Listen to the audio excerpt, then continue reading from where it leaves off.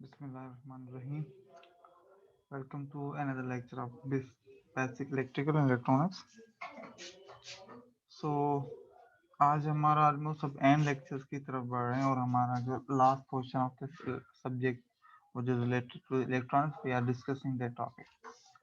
So in the previous lectures, we have discussed about the structures of semiconductors and how doping is done and what is N-type and P-type materials and how those join together to form the PN junction, and from that the diode image we have understands its working, its modes of working, in how many modes of diodes are there and working their mode.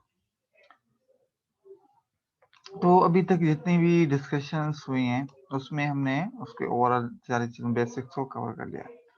आज हम as हस्बे मामूल जो as a technician या as an specially engineering side या technicians का भी काफ़ी रोल होता है कि आप चीज़ों को उससे के जो बेसिक ऑपरेटिंग फार्मूलाज होते हैं, मतलब ऐसे फार्मूला जिनके जो हमें इंडिकेट करते हैं कि करंट, वोल्टेज, पावर और तरह का क्या रिलेशन है, उनका अप्लाई करना आता हो, उससे फायदा हमें ये होता है कि हमें कहाँ पे कितना करंट रिक्वायर्ड है, कितना वोल्टेज रिक्वायर्ड है, कितना अवेलेबल है, एंड तो उन चीज़ों को मद्देनजर रखते हुए हम अपने सिस्टम या जो भी डिवाइस यूज कर रहे हो ऑपरेट करवा सकते हैं। तो एज ए टेक्नोलॉजिस्ट हम उन फार्मूलाज को समझ के फिर अप्लाई करते हैं प्रॉब्लम्स में।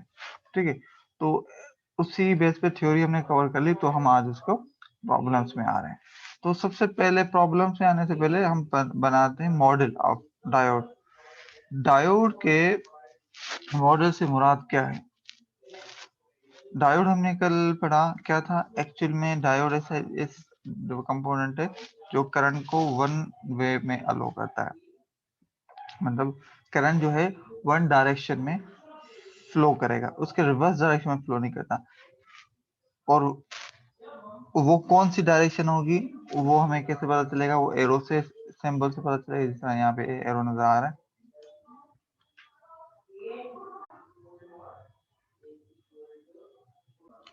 ओके, तो ये जो डायोड है इसमें एक एनोड है, दूसरा कैथोड है, तो इससे हमें पता चलता है कि इसकी क्या है। अब जब इसके दो ऑपरेटिंग मोड्स हैं, एक फॉरवर्ड बायस, जब करंट जिस फॉरवर्ड डायरेक्शन में जाता है उसको हम फॉरवर्ड कहते हैं।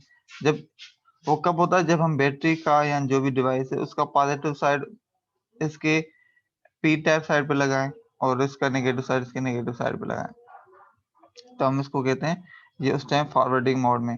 इसको और भी इजीली समझें, उसको हम यूं कहेंगे कि जब भी आपका डायोड की पॉजिटिव साइड पे हायर वोल्टेज हो इसके नेगेटिव साइड से, बेशक वो थोड़ा ही हायर हो, मगर उस टाइम उस मोड में ये फॉरवर्ड बायस होगा। ठीक है, तो उसको हम कहते हैं फॉरवर्ड बायस। और जब भी इसको इसमें रिवर्स लगाएंगे तो उसको हम कहेंगे रिवर्स मोड। रिवर्स में कैसे होगा? बैटरी का पॉजिटिव जो है इस डायोड की नेगेटिव साइड पे लग जाएगा और बैटरी का जो नेगेटिव है वो डायोड की पॉजिटिव वाली साइड पे लग जाएगा, तो उसको हम कहेंगे रिवर्स बाय। रिवर्स में जो डायोड होता है वो ऑपरेट करता है just like an ideal case as a open circuit, मतलब ये बिल्कुल जस्ट लाइक ऐसे समझे कि हम स्विच को ऑफ कर देते हैं तो करंट कट ऑफ हो जाता है ना, तो रिवर्स मोड में डायोड जस्ट लाइक ऐसे ही ऑपरेट करता है आइडियली। अच्छा, और जो फॉरवर्ड बायस में ये ऐसे बिहेव करता है जस्ट लाइक के मिसाल, और एक स्विच को हम ऑन करते हैं तो करंट फ्लो होता है, तो ऐसे ही ये स्विच की तरह, मतलब जैसे आपने बैटरी को कनेक्ट की तो करंट फॉरवर्ड फ्लो होना शुरू हो जाएगा। इधर वोल्ट ये है आइडियल केसेस में सारा।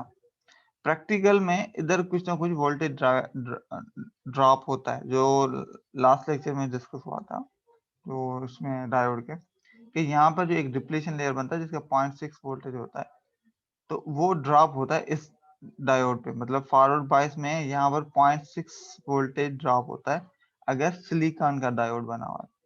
अगर जर्मेनियम के मटेरियल का बना हुआ है तो फिर यहाँ पे 0.3 ड्रॉप होता है। यूजुअली हमारे पास सिलिकॉन के ही डायोड यूज करते हैं, तो ये प्रॉब्लम्स में ये जो ना 0.6 डायोड को ही हम कंसिडर करते हैं, मतलब वोल्टेज ड्रॉप को ही कंसिडर करते हैं। तो ये है इसका अप्रोक्सीमेशन मॉडल बन गया। अब मैंने ये डायोड है, ये इसका जब फॉरवर्ड बायस मोड में होगा तो उसका इक्विवेलेंट मॉडल जो होगा वो ये बन जाएगा। जब रिवर्स बायस में डायोड होगा तो आइडियली करंट बिल्कुल 0 के बराबर होता है, तो उस टाइम ये मॉडल बन जाएगा। ठीक है, ये हो गया हमारा। अब जब ये चीजें मिल गई, अब इसको प्रैक्टिकल में आते हैं। तो प्रैक्टिकल क्या होता है? अच्छा, अब जब यहाँ पे आ गए तो अब यहाँ पे मिसाल लो ये चीज लगी हुई है, तो वोल्टेज हमें मालूम करना है, करंट मालूम करना है। तो क्या होगा? वही V is equal to I R वाला फार्मूला, ओम्स लॉ वाला अप्लाई होगा। ठीक है, V is equal to I R. तो रेजिस्टेंस कुछ ना कुछ यहाँ पे दी हुई होगी और वोल्टेज दिया हुआ है, तो उससे हमें करंट मालूम हो जाएगा। वही करंट हमारा इसमें होगा, क्योंकि सीरीज में करंट सेम होता है। तो ये जो रेजिस्टर है इसके साथ सीरीज में है।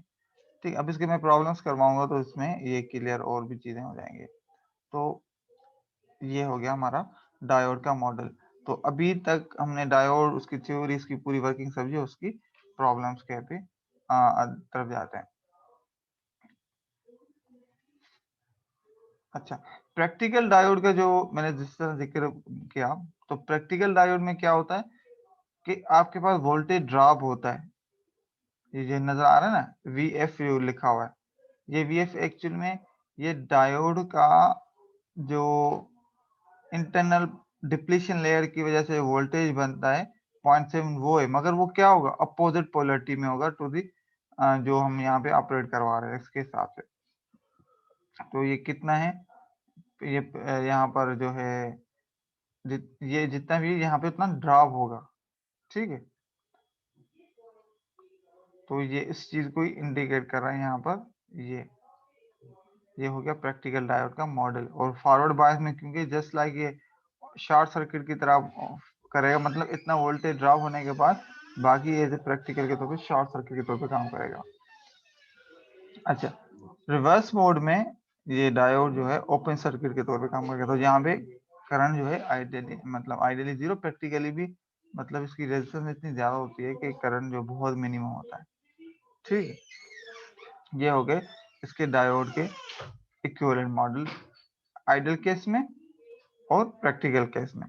अच्छा, यहाँ पर ये आपके पास ये VF का मतलब है, VF इसलिए कि फॉरवर्ड बायस मोड में डायोड काम कर रहा है, तभी इसको VF। जब हम रिवर्स बायस कहते हैं, रिवर्स बायस में वैसे ही रेजिस्टेंस होती है, तो हमें ये चीज नहीं लगानी पड़ती। ठीक है, ये है डिफरेंस आपके प्रैक्टिकल और आइडियल में। सिर्फ ये वाली चीज आपको नजर आ रही होगी। तो प्रैक्टिकल डायोड में हम इसको हमेशा कंसीडर करते हैं जिसकी वैल्यू अप्रोक्सीमेटली 0.7 होती है। और ये जो है आप जब प्रैक्टिकल्स करेंगे परफॉर्म, तो उसमें वैसे ही ये आप खुद ही मेजर करेंगे, तो आपको आइडिया खुद ही हो जाएगा कि ये वाकई इससे हो रहा है या नहीं। ठीक है,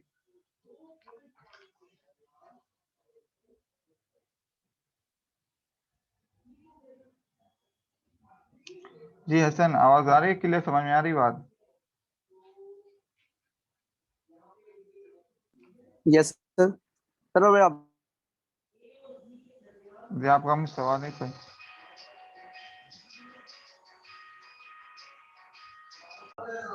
ओके, तो हम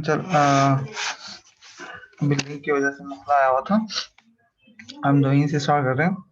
तो हम एक प्रॉब्लम की तरफ चल रहे हैं कि देखते हैं क्या होता है, प्रॉब्लम किस तरीके से इसके आएंगे, उसको किस तरीके से सॉल्व करते हैं।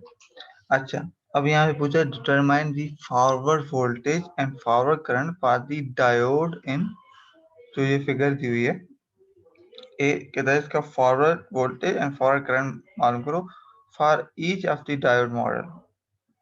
Also find the voltage across the limiting resistor in each case. Assume RD dash is equal to 10 ohm at the determined value of forward current.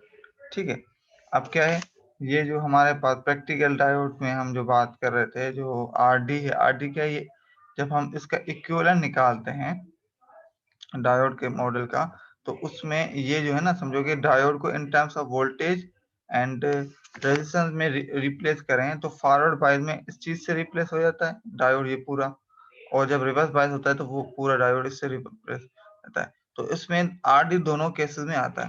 तो आरडी जो होता है, इसकी जो वैल्यू उसने हमें दी हुई है फॉरवर्ड बेस केस में भी और इसमें हमें ये मालूम करना है।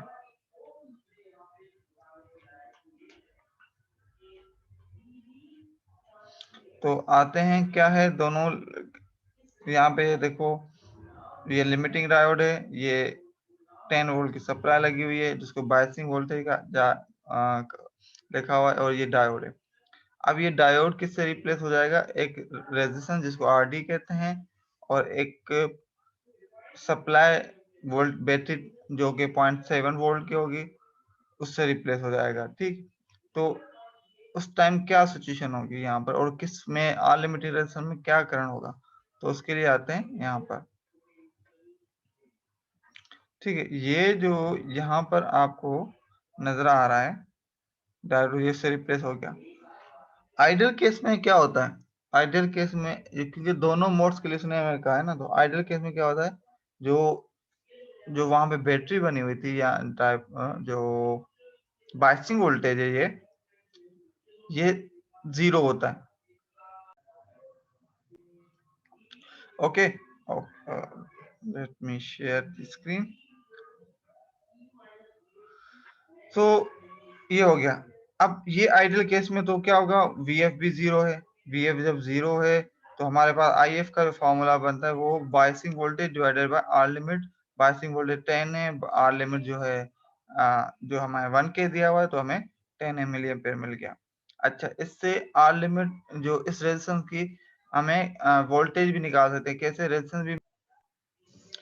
ओके, आज नेटवर्क का इश्यू ज्यादा हो रहा है, I don't know why. Hopefully अब नहीं होगा। सो ठीक है, तो इसमें आइडियल केस में हमने किया, करंट भी हमें मिल गया, तो V is equal to I R apply करेंगे। V हमें कितनी रेजिस्टेंस वोल्टेज मिला, 10 वोल्ट। ठीक है, तो हमारे पास ये फार्मूला अप्लाई किया, ओम्स लॉ जो सिंपल है। अच्छा, प्रैक्टिकल में ऐसे नहीं होता। प्रैक्टिकल में क्या होता है कि जो VF हमारा होता है, जो for the silicon type diodes, उसके लिए 0.7 होता है।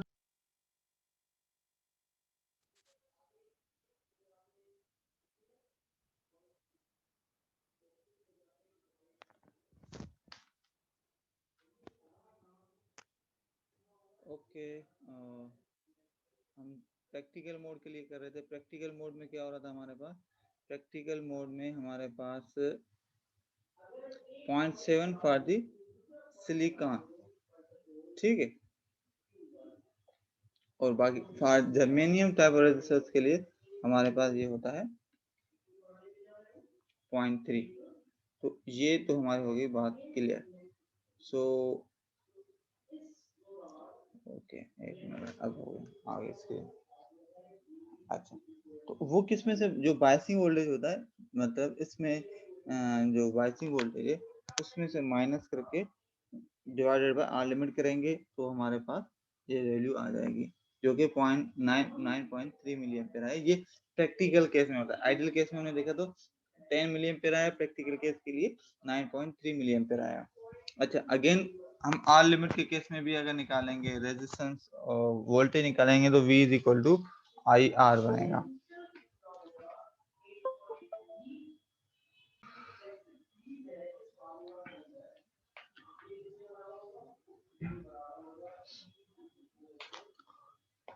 अच्छा, अब ये सारी जो आइडियल मोड में भी हमने देख लिया, इसकी वैल्यूज निकाल के प्रैक्टिकल मोड में निकलिया, और कंप्लीट मोड में हमारे पास क्या है, एक रेजिस्टेंस भी आती है जो फॉरवर्ड मोड में काम करता है। वो कौन सी रेजिस्टेंस थी, आर डी डैश भी हमें उसने दी हुई। तो उसमें उस पे जब वर्ड होती है तो उस टाइम ये फॉर्मूला बन जाता है, I F is equal to B bias minus 0.7 जो कि वी एफ एफ, ठीक, divided by R limit plus जो हमारे पास आर डी डैश ये आ जाता है। ये हमारे पास उसका फॉर्मूला हुआ है। इसमें जो सारी वैल्यूज हमें दी हुई, क्योंकि अभी बायसिंग में हमें पता है -0.7 इटसेल्फ वैल्यू है, आर लिमिट हमें दी हुई है जो कि 1 के है, और आर डी डैश जो है हमारे पास दी हुई है जो कि 10 ओम है।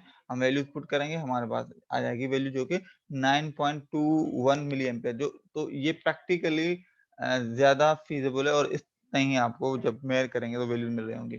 अच्छा, अब जब ये हो गया तो फिर वी एफ क्या होगा उस टाइम, क्योंकि हमने क्या किया कंप्लीट मॉडल में आर डी भी उसका पार्ट होता है ना, आर टी उस डायोड का पार्ट होता है। इट मीन जो वोल्टेज ड्रॉप इसका तो हो ही रहा है, मतलब 0.7, मगर रेजिस्टेंस जहाँ पे होती है वहां पे भी वोल्टेज जो ड्रॉप होता है। तो ये वोल्टेज ड्रॉप और ये वोल्टेज ड्रॉप दोनों ऐड हो जाएंगे। तो यहाँ इसका वोल्टेज हमें कैसे मिलेगा, क्योंकि ये इसके साथ सीरीज में कनेक्टेड है। तो जो वोल्टेज इधर है वो जो करंट इधर है वही करंट इधर ही होगा, क्योंकि सीरीज में करंट सेम होता है। ये हम पहले ही जो बेसिक सर्किट्स के पार्ट में पढ़ कर आए हैं, वही अंडरस्टैंडिंग इसमें ही अप्लाई होंगी हमारी। तो यहाँ पर आई जो भी करंट आया था वो यहाँ पर आएगा। तो एग्जैक्टली यहाँ पर हम पूरा वही सिनेरियो कर रहे हैं। क्या कर रहे हैं हम कि 0.7 तो ड्रॉप हो ही रहा है, मगर जो एडिशनल ड्रॉप हो रहा है वो उस आर डी की वजह से वो हम ऐड कर रहे हैं। और आर डी क्योंकि वोल्टेज किसके बराबर है, V is equal to I R as per the Ohm's law. ये हम जो है ओम्स लॉ हम समझो कि बचपन से ही पढ़ते आ रहे हैं, V is equal to I R. तो I की वैल्यू वही होगी जो हमने यहाँ पे मालूम की है, जो कि कंप्लीट मॉडल में कितनी आई 9.21 मिली एम्पेयर, वो मल्टीप्लाई बाय आर डी की वैल्यू, जो आर डी की वैल्यू कितनी है 10 ओम दी हुई है। तो वो हम इसमें पुट करेंगे तो हमारे पास इसका आंसर आ जाएगा, जो कि ये वैल्यू आएगा, ये मिली वोल्ट में आया। अदरवाइज वोल्टेज जो होते हैं ना वो मतलब मिली वोल्ट को अगर इसको नॉर्मली देखें तो ये 0.9 और 0.792 है, जो राउंड अबाउट करेंगे तो 0.8 है। तो इस आरडी की वजह से माइनर वोल्टेज ड्रॉप में एडिशन आई है, इतना खास नहीं आया। जो 0.7 हो रहा है उस वो 0.8 हो गया अप्रोक्सीमेटली। ओके। और इसी तरीके से जो रेजिस्टेंस लिमिटिंग रेजिस्टेंस है उसमें वोल्टेज कैसे मालूम करेंगे, वही सेम तरीका V is equal to I R, मगर उसमें आई तो आई एफ जो है करंट है वो तो सेम ही रहेगा जो यहाँ पे हमने निकाला है। बट इसकी जो रेजिस्टेंस है ये वही होगी जो एक्चुअल उस लिमिटिंग रेजिस्टेंस की दी हुई है। वो कितनी है 1 किलो ओम। 1 किलो ओम करेंगे तो हमारे पास जो लिमिटिंग वोल्ट जो रेजिस्टर है उसमें जो वोल्टेज ड्रॉप हो रहा है वो 9.21 है। तो एक बहुत ही सिंपल सा है ये जो आपको सर्किट नजर आ रहा है, इसमें हमने तीनों मोड, आइडियल मॉडल पे, प्रैक्टिकल मॉडल पे और कंप्लीट मॉडल पे क्या क्या चीजें निकाली, वोल्टेज और करंट, इस डायोड का वोल्टेज ड्रॉप कितना हो रहा है, इस रेजिस्टर में वोल्टेज ड्रॉप कितना हो रहा है, और करंट, ये तीन पैरामीटर्स अलग अलग तीनों केसेस में निकाल लिए। अब सेकंड पार्ट प्रॉब्लम में क्या क्या आया है कि उसने कहा कि मुझे जो है ये हमें, अब हम आते हैं इसमें बी पार्ट। दूसरा बी पार्ट क्या है, determine the reverse voltage and reverse current for the diode in figure B. ये जो यही सेम सर्किट है, सब कुछ सेम है, मगर अब क्या किया है, डायोड को हमने रिवर्स मोड में लगा दिया है। अब बताएं कि उस टाइम वोल्टेज रिवर्स में वोल्टेज कितना होगा, करंट कितना होगा। Also find the voltage across the limiting resistor in each case. ठीक है। और हमें जो करंट इसने दिया हुआ है वो है 1 म्यू, म्यू का मतलब माइक्रो। ठीक है। तो ये हमें इसने रिवर्स मोड में, यही देखो अब क्या फर्क क्या किया, सिर्फ डायोड को रिवर्स किया। तो इस मोड में उसने हमसे करंट पूछा है कि बताओ कितना है।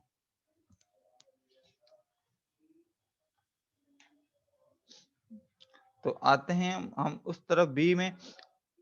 अब बी में एक्चुअल में आइडियल केस में हम क्या पढ़ कर आए हैं, it's just like open circuit. और ओपन सर्किट में हमें पता है कि क्या होता है, ओपन सर्किट में हमारा करंट फ्लो जीरो होता है।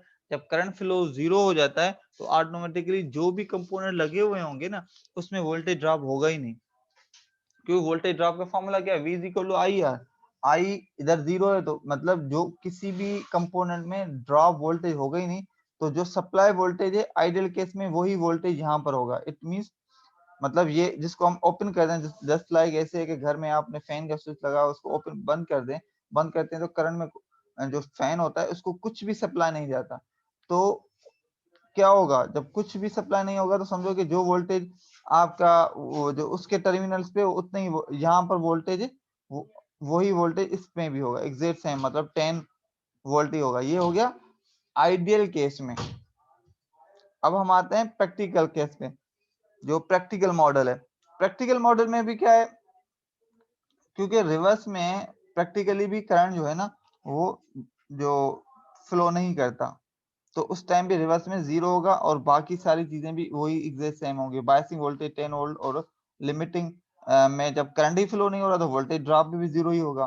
ठीक है, V इक्वल IR के फॉर्मूले के मुताबिक, IR मींस रेजिस्टेंस। ठीक है, अब कंप्लीट मॉडल में क्या होता है? कंप्लीट मॉडल जो हमने ये जो दिखा रहा हूँ एक दफा फिर आपको, ये वाला। अब इसमें R डैश होता है ये। अब इसने हमें क्या दिया हुआ है यहाँ पर? इसके लिए रेजिस्टेंस नहीं दिए बल्कि करंट दिया हुआ है सिर्फ, लिखा हुआ है ना, assuming is equal I R जो है, इसने आर नहीं दिया है, आई आर दिया है, मतलब करंट दे दिया उसने हमें, रेजिस्टेंस नहीं दी।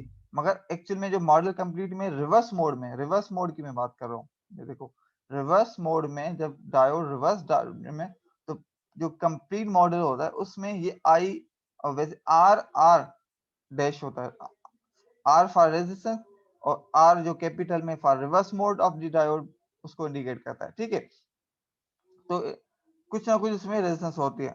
अब इसने हमें करंट दिया हुआ है, अब करंट से हमें, अब इसको हम निकाल रहे हैं तो हो गया।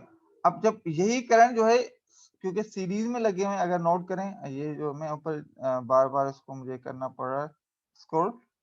अब क्योंकि इसमें उसने हमें आई आर दिया हुआ है जो इसमें से, और ये सीरीज में इसके साथ, तो वही सेम करंट इसमें भी फ्लो कर रहा होगा क्योंकि दोनों सीरीज में करंट सेम होता है। सीरीज में कनेक्टेड जितनी भी डिवाइसेस होती हैं उनमें करंट सेम होता है, वोल्टेज अप एंड डाउन हो सकता है मगर करंट सेम होता है। ठीक है, तो इसमें से हमें इसका वोल्टेज मिल जाएगा कि कैसे, V is equal to I R, I हमें उसने दिया हुआ है और रेजिस्टेंस हमें मालूम है, तो हम V is equal to I R करेंगे तो लिमिटिंग रेजिस्टर जो है, जो ये है, इसमें रिवर्स मोड में कितना ड्रॉप होगा वो हमें पता चल जाएगा। तो ये लिखा हुआ है V आर लिमिट पे is equal to I R, और आर लिमिट आई आर कितना है 1 माइक्रो एम्पियर, एम्पियर है करंट की डायरेक्शन एम्पियर है, और डायरेक्शन मतलब unit, I mean unit direction नहीं यूनिट। ठीक है, और लिमिटिंग रेजिस्टेंस की वैल्यू कितनी दी हुई है 1 किलो ओम, दोनों की हमें देखा कि 1 milli ampere. Still it's very minor, 1 milli volt मतलब बहुत ही माइनर वोल्टेज है, ड्रॉप है, इतना ज्यादा नहीं है। और जो रिवर्स मोड में कितना वोल्टेज होगा इसके डायोड के टर्मिनल्स पे, तो वो हमें मालूम करना है।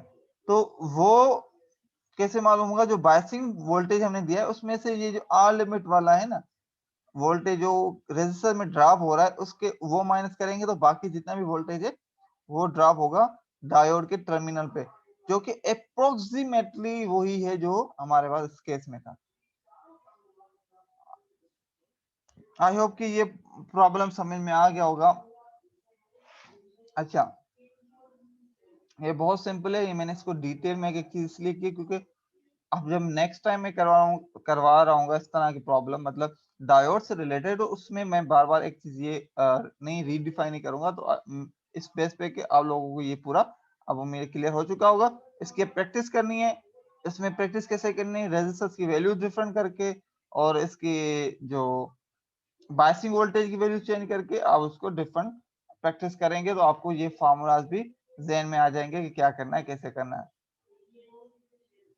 अच्छा,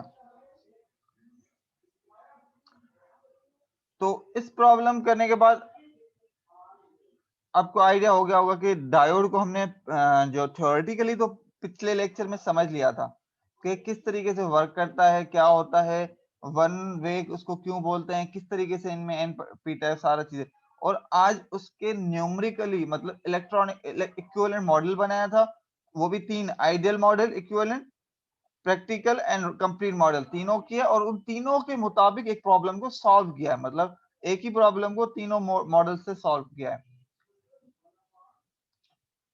अब लास्ट लेक्चर में एक और चीज जो डिस्कस की थी, अगेन वो थ्योरेटिकल की थी, वो ये थी कि जो डायोड की एप्लीकेशन में एक बहुत बड़ी एप्लीकेशन जो है इसकी और मेजर एप्लीकेशन है वो है रेक्टिफिकेशन।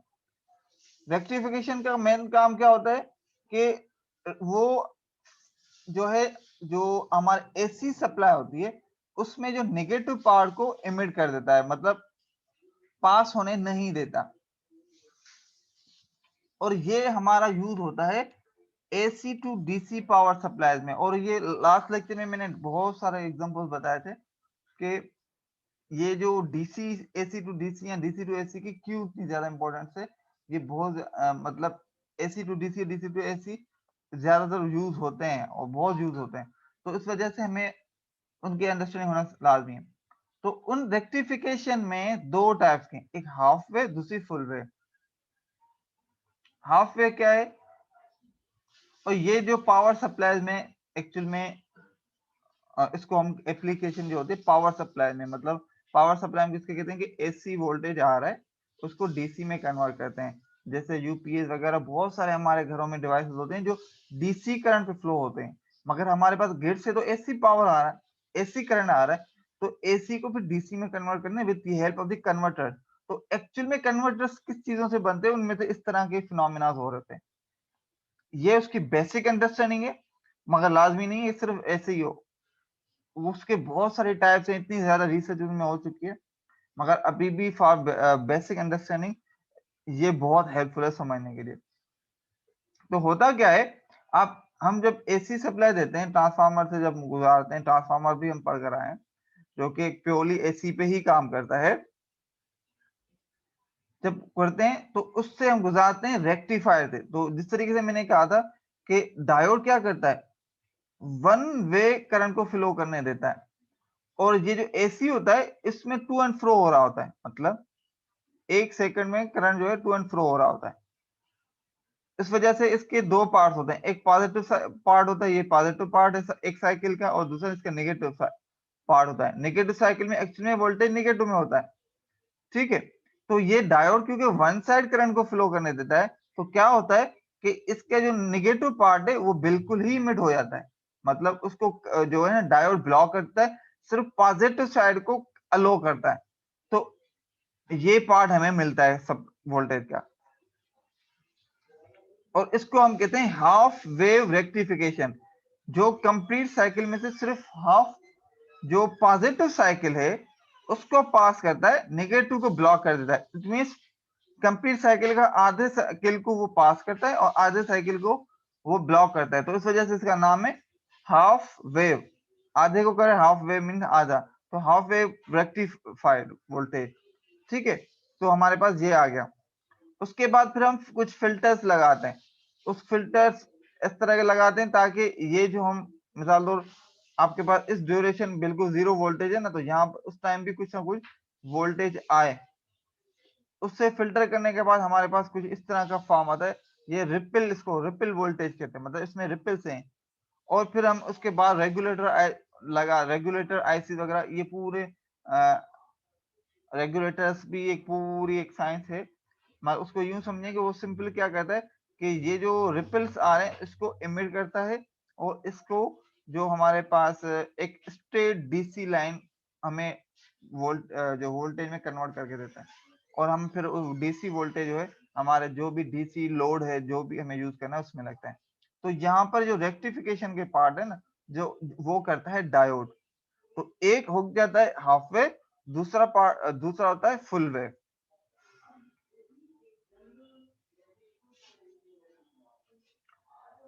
अच्छा अब्दुल वारिस, ये बात क्लियर हुई? जी सर।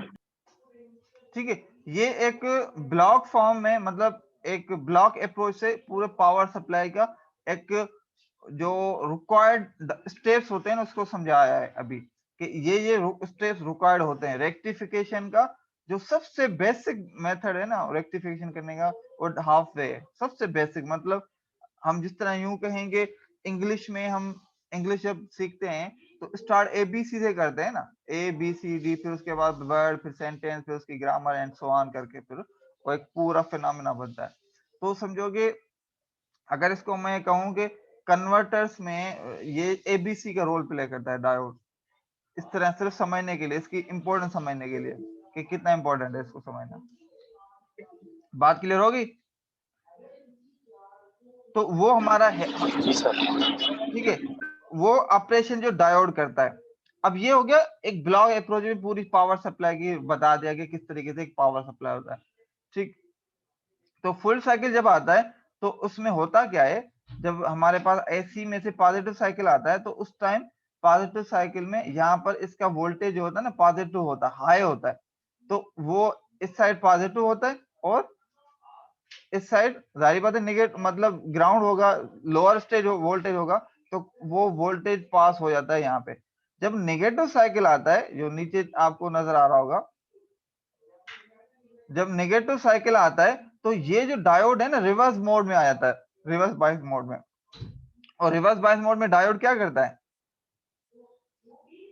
रिवर्स बायस में डायोड क्या करता है, डायोड ब्लॉक कर देता है, करंट को पास नहीं होने देता। जब करंट पास ही नहीं होगा तो मतलब वोल्टेज भी नहीं होगा वहां पर, V इक्वल आई आर का फॉर्मूला है ना, तो वोल्टेज जीरो हो जाता है। तो इस वजह से इस जो जो आपको ये नजर आ रहा होगा ये वाला पार्ट है, जब ये नेगेटिव साइकिल आता है तो डायोड रिवर्स मोड में होता है और यहाँ पे करंट वोल्टेज जो हमें आउटपुट में इस लोड पे जो नजर आ रहा होगा वो जीरो हो जाएगा।